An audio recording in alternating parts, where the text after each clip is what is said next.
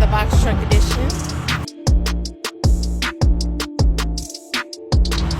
So, one of our rental trucks that we have, there's a recall on the truck.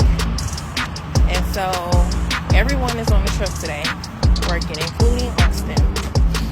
And I have to go. I'm at the warehouse. I have to pick up the truck.